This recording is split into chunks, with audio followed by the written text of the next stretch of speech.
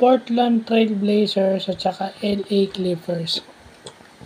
So, itong Portland Trail Blazers ay nagsisimula ng bagong yugto. Kasi alam naman natin na si Damian Lillard ay napunta na sa Milwaukee. No, pero meron naman silang si Bogan Bogdanovic, yung magaling na gwardiya sa Europe. Kinuha nila, pero paano mo tatalunin yung isang team na kung saan si Paul George at si Kawhi Leonard 20 mahigit yung ini-score. Yung dalawa na yun, 20 mahigit. Diba? And yung Westbrook, lumabas na yung tunay na laro. Ibig sabihin bumabalik yung dating Westbrook. Hindi kagaya nung sa Lakers. Diba? So lumalabas yung talagang laro ni Westbrook. Pagkatapos niyang ma-trade dito sa Clippers, lumabas yung laro niya. So, yun na nagpapatunay na parang bad fit lang siya dun sa Lakers.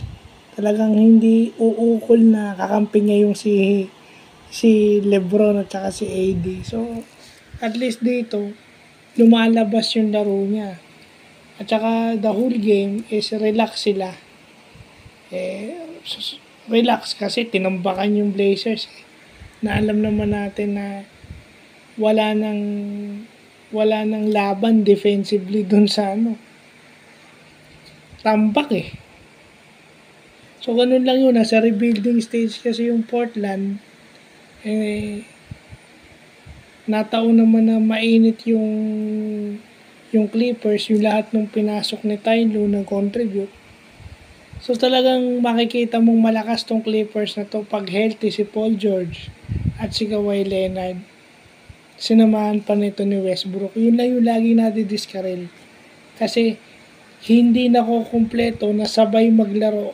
At kahit sabay sila maglaro, healthy sila pareho. So yun yung hindi natin nakikita, si Paul George at saka si Kawhi Leonard. Ayan, nakita na natin ngayon. Kapag ka-healthy at sabay maglaro, ayan na. Dilubyo dun sa kalaban. So, yun lang po.